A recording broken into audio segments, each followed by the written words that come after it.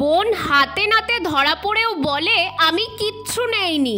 ভাবা যায় তখন ওই সকাল 10টা মতো বাজে।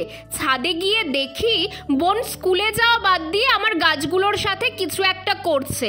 পা টিপে টিপে সামনে যেতেই দেখছি ও মা, ঘাস ফুলগুলো ছিঁড়ছে। মাথা তো গেল গরম হয়ে। এমনি এমনি কেউ ফুল ছেড়ে নাকি? কি করছিস তুই এখানে? জিজ্ঞেস করতেই ভয় পেয়ে হাত লুকিয়ে নিয়েছে। জোর করতেই হাতটা সামনে নিতেই দেখি হ্যাঁ, রং বেরঙের ঘাস ফুল।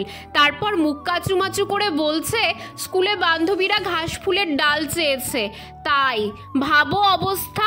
আরে এইভাবে কেউ ডাল ছেড়ে? তুই বললেই তো আমি তোকে ডাল ভেঙে দিতাম, খালি খালি ফুলগুলো নষ্ট করলি। মন খারাপ করে রিমি বলছে তাহলে কি হবে মুমু? কি আবার হবে, চল আমি ডাল ভেঙে দিচ্ছি। বান্ধবীদের জন্য ডালগুলো হাতে পেতেই মহারানী খুব খুশি।